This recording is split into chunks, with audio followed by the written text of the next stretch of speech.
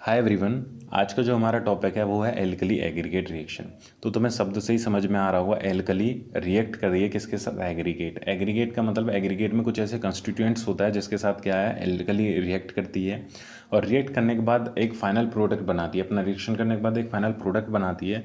वो प्रोडक्ट क्या है, थोड़ा स्वेल्ड होता है, एक्सपेंसिव होने होता है नेचर में, जिसके कारण क्या है कंक्रीटिंग या जहाँ पे वो रिएक्शन हुआ वहाँ पे क्या है वो फैलने की कोशिश करता है, जिसके कारण क्या है कंक्रीट पे टेंसाइल स्ट्रेसेस जनरेट होते हैं। और अगर वो टेंसाइल स्ट्रेसेस कंक्रीट की टेंसाइल स्ट्रेंथ से ज़्यादा हो जाते हैं तो कंक्रीट क्या है कंक्रीट में क्रैक डेवलप शुरू हो जाते हैं, कंक्रीट डिटेरियोरेट हो जाती है और फाइनली कंक्रीट क्या स्पेलिंग आउट होना शुरू हो जाती है। तो जनरली आप देखोगे जहाँ पे भी क्रैक दिखते हैं, अगर वो एल्कली एग्रीगेट की रिएक्शन की वजह से क्रैक हैं तो वो कुछ इस तरीके से क्रैक दिखते हैं, जैसे इसमें आपको देख पा रहे हो इस तरह यहाँ पे क्रैक दिख रहे हैं, या इसमें कोई भी कंक्रीट का मटेरियल इसमें आपको क्रैक दिख रहे हैं। तो फाइनली होता क्या है, कुछ होता नहीं है, सिर्फ एल्कली रिएक्ट करती है जैसे सिलिका के साथ, वहाँ पे फाइनल वो एक प्रोडक्ट बनाते हैं जिसका नेचर एक्सपेंसिव होता है, मतलब वो फैलने की कोशिश करता है। और जब वो कंक्रीट में फैल नहीं पाता है तो वो क्या प्रेशर लगाता है, टेंसाइल स्ट्रेसेस कंक्रीट के ऊपर, जिसके कारण क्या है कि उसमें टेंसाइल स्ट्रेंथ अगर कंक्रीट की कम है, जो जितना प्रेशर क्रिएट किया गया है, जो फाइनल जो प्रोडक्ट हुआ है सॉइल होने के बाद, तो अगर उससे कम है तो फाइनली मेरे क्या कंक्रीट में क्रैकिंग आना शुरू हो जाएंगे। तो इस प्रोसेस क्या है, किस तरीके से हम इसको डिस्कस करते हैं, पर एक जो हमारा कोड है जो हम यूज़ करते हैं IS 456-2000, उसका क्लोज नंबर 8.2.5.4 में क्या कहता है उसको पढ़ लेते हैं, फिर हम अपना फर्दर डिस्कस करते हैं। ठीक है, तो इस कोड में कहता है ये क्लोज नंबर 8.2.5.4 में some aggregate containing particular variety of silica, मतलब कुछ एग्रीगेट उस तरह की होती है जिनमें क्या होता है सिल्का होता है। तो एग्रीगेट क्या है, वो पत्थर से बनती है, स्टोन से बनती है, रॉक से बनती है, फिर वो सेडिमेंटेशन हो, इग्नीशियस रॉक हो या मेटाफॉर्मिक रॉक हो, कोई भी रॉक हो, उनसे जो बनती है वो क्या सिल्का कंटेन करके रखती हैं, जो क्या may be susceptible to attack by alkali. वो क्या किसके द्वारा अटैक की जाती हैं? एल्कली के द्वारा।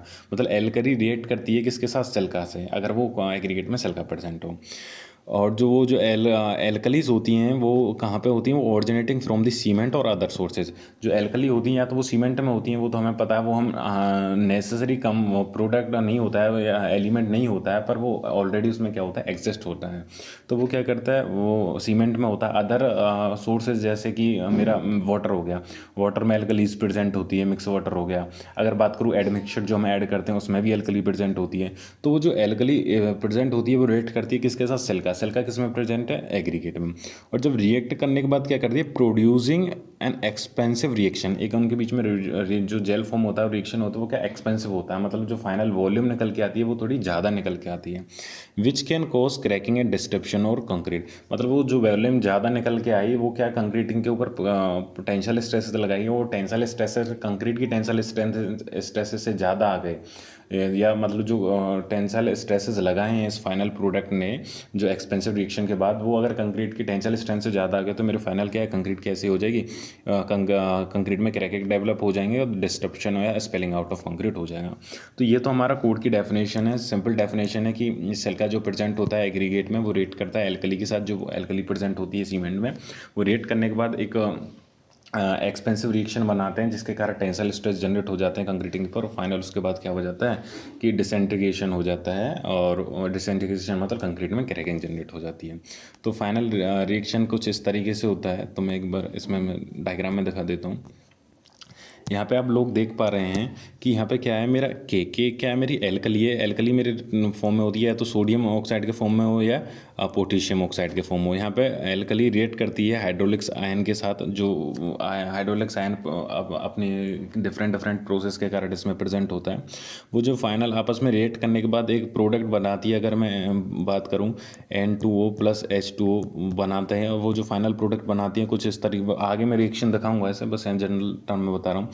2NaOH के फॉर्म में एक प्रोडक्ट बनाती हैं, फिर वो 2NaOH क्या करता है सिल्का के साथ रिएक्ट करता है, और रिएक्ट करने के कारण क्या करता है एक प्रोडक्ट बनाता है जो एक्सपेंसिव होता है नेचर में। तो यहाँ पे एल्कली जो सीमेंट में प्रेजेंट होती है रिएक्ट करती है एग्रीगेट मतलब सिल्का के साथ। रिएक्ट करने के बाद क्या होता है, यहाँ पे जो फाइनल प्रोडक्ट बना है ब्लैक में दिख रहा है, ये वाला, ये प्रोडक्ट क्या है थोड़ा एक्सपेंसिव होता है नेचर में, और उसके कारण क्या है इसमें जब वो फैलने की कोशिश करता है तो वो फैल नहीं पाता क्योंकि कंक्रीट की टेंसाइल स्ट्रेंथ इतनी नहीं है, जिसके कारण क्या है इस तरीके के इसमें क्या है क्रैकिंग डेवलप हो जाती है। तो ये तो एक डायग्राम व्यू है कि किस तरीके से इसमें सारे काम होते हैं, किस तरीके से उसमें क्रैकिंग जनरेट होती है। तो वो बता दिया है। तो क्रैकिंग कुछ इस तरीके से, अगर तुम फाइनल प्रोडक्ट देखो इधर क्या है, यहाँ पर जब अपने जब हाईवे बनाते हैं, कोई बनाते हैं उसके बगल में रेलिंग की तरह यूज़ करते हैं, तो यहाँ पर कुछ कंक्रीट का प्रोडक्ट बनाया, तो ये देखो पूरे के में पूरे इसमें क्या है, क्रैकिंग आ रही है। ये प्रोडक्ट हो गया है, या आप इधर देख लो, इधर भी ये भी कोई कंक्रीट का प्रोडक्ट है, पूरे पे क्रैकिंग आ रही है। तो जनरली ये क्या है, एल्कली एग्रीगेट रिएक्शन के कारण होता है। तो ये जो क्रैकिंग होती है। अब बात करते हैं कि वो रिएक्शन कैसे जनरेट होते हैं।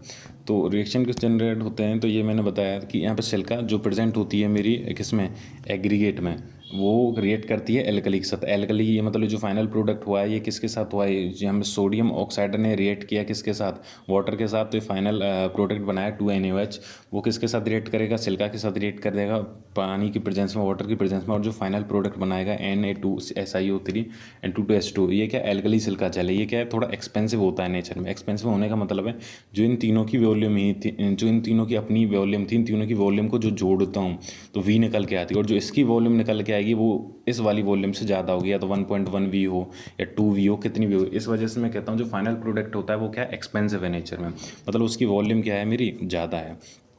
तो ये है मेरा एल्कली एग्रीगेट रिएक्शन, अगर तुम्हें समझ में आ रहा हो तो कि रिएक्शन कैसे होते हैं। फाइनली अब इसमें जैसे डिस्कस कर लिए, तो एक रिएक्शन मैं बता देता हूँ कि केमिकल रिएक्शन इसमें कैसे प्रोसेस करते हैं, किस तरीके से होते हैं। अगर मैं केमिकल रिएक्शन प्रोसेस के बारे में बात करूं, तो केमिकल अगर थोड़ा डिटेल में पढ़ें इसके बारे में, तो होता क्या है कि जो मेरा एल्कलीज होती है सोडियम ऑक्साइड की या मेरी पोटेशियम ऑक्साइड के फॉर्म में होती है, वो रिएक्ट करती है हाइड्रोक्सिल आयन के साथ, और हाइड्रोक्सिल आयन के साथ रिएक्ट करने के बाद वो फाइनली जो प्रोडक्ट बनाती है वो क्या होता है, एल्कली हाइड्रोक्साइड। सो एल्कली हाइड्रोक्साइड में 2NaOH होते हैं। तो वो जो ये हमारा जो एल्कलीज है वो रिएक्ट करती है हाइड्रोक्सिल आयन के साथ, और जो फाइनल प्रोडक्ट बनाती है वो एल्कली हाइड्रोक्साइड बनाती है। वो किस तरीके से बनाती है वो मैं तुम लोगों को दिखा देता हूँ। तो होता क्या है कि जो मेरा होता क्या है, जो Na2O है, क्या है Na2O है, इसमें क्या होता है, जो सोडियम होता है उसके दो वो 2 पॉजिटिव आयंस होते हैं, और जो O होता है उसके डबल नेगेटिव आयंस होते हैं। यहाँ पे जो Na2 होता है उसको क्या जो सोडियम होता है उसके क्या 2 पॉजिटिव आयंस होते हैं, और जो O होता है इसमें प्रेजेंट उसके क्या डबल नेगेटिव आयंस होते हैं। तो वो जो डबल नेगेटिव आयंस होते हैं किसमें, सोडियम के पास, या सॉरी O के पास, वो क्या रेट करते हैं किसके साथ, वाटर के साथ। तो O-2 रेट किया प्लस H2 वाटर के साथ, जो फाइनल प्रोडक्ट बनाया 2OH माइनस, मतलब क्या बनाया, हाइड्रोक्साइड्स आयन को इन्होंने क्या फॉर्म कर दिया। ये हाइड्रोक्साइड आयंस वो रिएक्ट करते हैं किसके साथ, जो ये पॉजिटिव जो सोडियम के आयन है इसके साथ क्या रिएक्ट करेंगे, ये Na के साथ रिएक्ट करेंगे, और जो Na के साथ रिएक्ट करने के बाद जो फाइनल प्रोडक्ट बनाएंगे वो बनाएंगे 2NaOH, मतलब एल्कली हाइड्राइड। तो जो 2 पॉजिटिव आयन थे सोडियम के, उन्होंने रिएक्ट किया हाइड्रोक्साइड आयन के साथ, और जो फाइनल प्रोडक्ट बनाया 2NaOH करके बनाया। तो या तो हम लिख देते हैं कि NO2 ने रिएक्ट किया वाटर के साथ, जनरली क्या बना दे 2NaOH। तो रिएक्ट किस तरीके से करता है मैंने तुम्हें डिटेल में बता दी। यहाँ पे जो Na2O होता है जिसमें O होता है वो डबली नेगेटिव चार्ज होता है, वो रिएक्ट करता है किसके साथ, वाटर के साथ, और वाटर के साथ रिएक्ट करने के बाद क्या बनाता है, वो हाइड्रोक्साइड आयन बनाता है।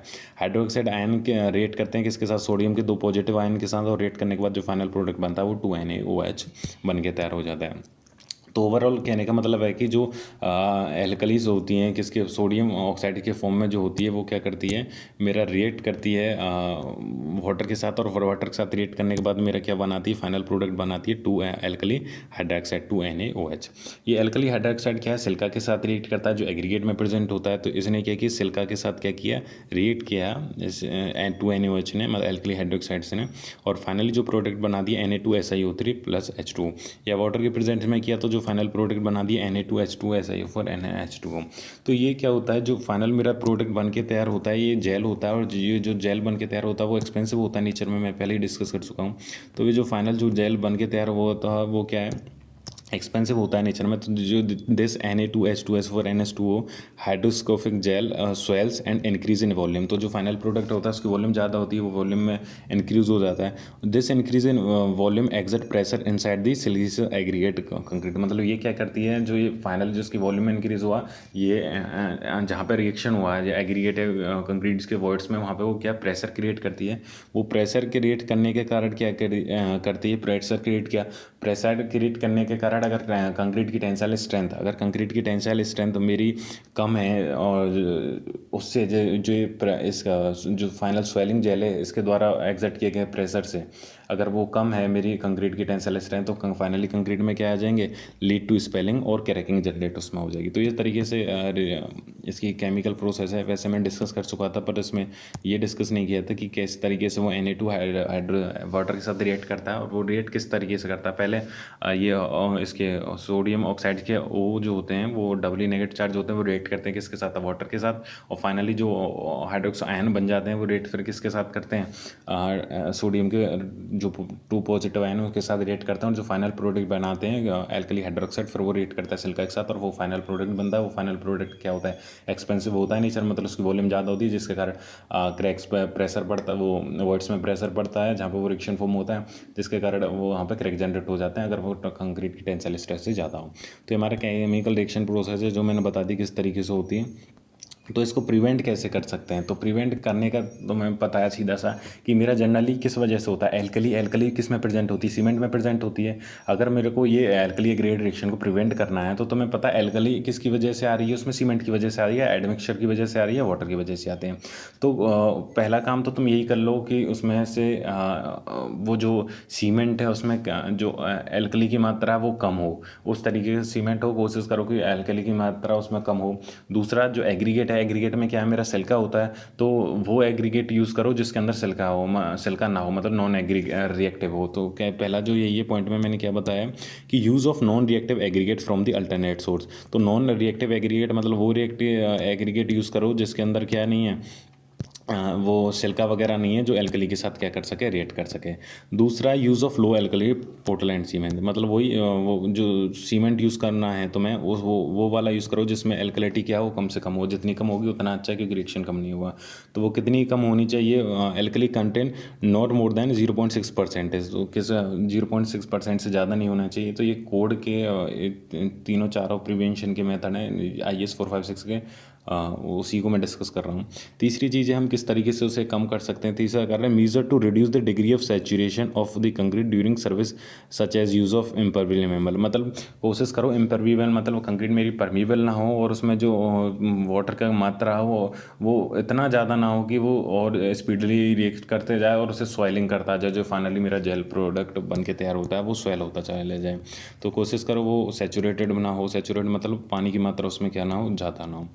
चौथा पॉइंट है limiting the cement content the concrete mix and thereby limiting total aggregate in the cement concrete mix. तो मतलब जो उसमें सीमेंट की मात्रा यूज़ कर रहे हैं कोशिश करो कम से कम मात्रा यूज़ करो, जिससे मतलब एक्सेस में सीमेंट करूँगा तो ऑब्वियसली से बात है एल्कली ज़्यादा हो जाएगी।